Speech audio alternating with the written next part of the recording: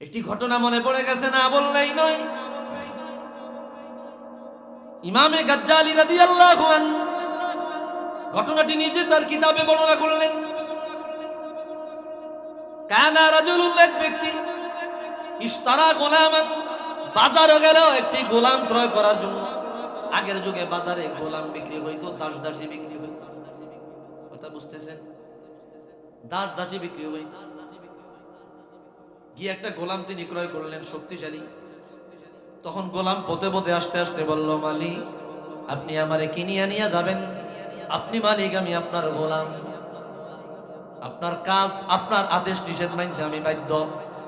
তবে আমার তিনটা শর্ত আছে, যদি একটু মানতে। আল্লাহু আকবার বলি, আমার তিনটা শর্ত আছে। বলে, তোমার শর্তগুলা বলো। গোলাম বলল, এক নাম্বার শর্ত, মালিক আপনি আমার দিয়া যত কাজ করানো লাগবে করায়েন, তবে দিনের বেলায় করায়েন, রাতের বেলায় আমার দিয়ে কোনো কাজ করায়েন না। বলে, মানলাম। দুই নাম্বার শর্ত কি?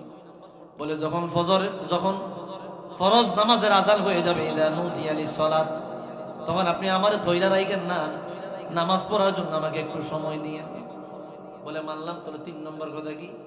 বলে, আমারে যেখানেই রাখেন, ভালো কোনো জায়গা না দিলেও চলবে, আমার একটা কুড়ে ঘর হলেও দিয়েন, যাতে করে সেই জায়গায় আমি একাকী বসবাস করতে পারি। আল্লাহু আকবার। মালিক বলে, ঠিক আছে, তোমার কথা মানলাম। প্রতিনিয়ত আল্লাহর বান্দা গোলাম কাজ করতেছে। দুনিয়ায় দেখতে দেখা যায় কেউ কেউ গোলাম, কেউ কেউ গরিব, কেউ কেউ একেবারে নিম্ন শ্রেণীর মানুষ, কিন্তু সে যে আল্লাহর দরবারে কত উঁচু মর্যাদায় বসে আছে, এটা দুনিয়ার অনেক মানুষই বেখবর জানে না। এই আল্লাহর বান্দা প্রতি রজনীতে নিজের রুমে চলে যায়।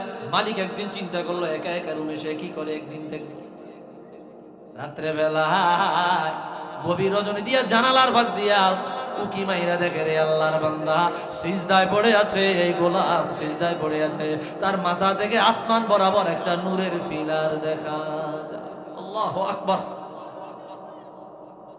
নূরের ফিলার দেখা যায়। মালিক পাগল হয়ে গেল, স্ত্রীর কাছে গিয়ে বলল এই ঘটনা। বলো কি? বলে, বলে আগামীকালকে আমার একটু দেখাও। পরের রাত্র বউ এবং জামাই সহ দুজনে দেখলো। পরের দিন সকাল বেলায় তার এটাই আনলো, এরে বাবা রে, তুমি আমাদেরকে মাফ করে দাও, তোমার দিয়ে আমরা আর কোনো কাজ করাইতাম না, তুমি আমাদের এখানে থাকবা, খাইবা। গোলাম ডাক দিয়া বলল, হুজুর আমার কাজে কি আপনারা কোনো রাগ হয়েছেন নি? আমার কাজে কোনো অসন্তুষ্ট হয়েছেন নি? বলেন। বলে, না। বলে, তাহলে কেন আপনারা আমার সাথে এই ব্যবহার করতেছেন? বলে, ওদিন রাত্রে বেলায় তোমার জানালা দিয়া তাকায়া দেখি রে, তোমার মাথা বরাবর একটা নূরের ফিলার দেখা যায়।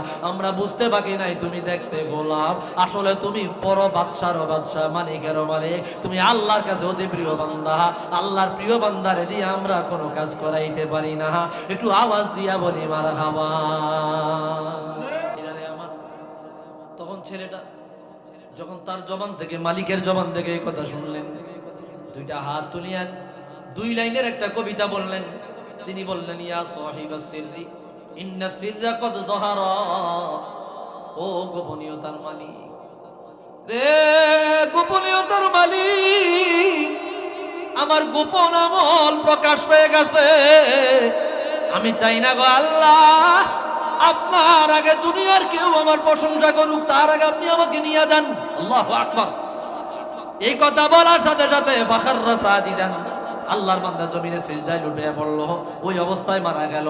আমার আল্লাহ তার এত আপন কইরা নিছে রে, আমার আল্লাহ বুঝাই দিল, আমার বান্দা তুই দুনিয়ার মানুষের চোখে গোলাম, আমি আল্লাহ চোখে তুই অনেক বড় বাদশাহ। তোরে দুনিয়ার কেউ তোমার প্রশংসা করুক, এটি আমি আল্লাহ চাই না। দুনিয়ার কোনো বান্দা তোর প্রশংসা করার আগে আমি আরশের রব আগে তোমার প্রশংসা করব। এই জন্য তাকে সাথে সাথে দুনিয়া থেকে নিয়ে গেল।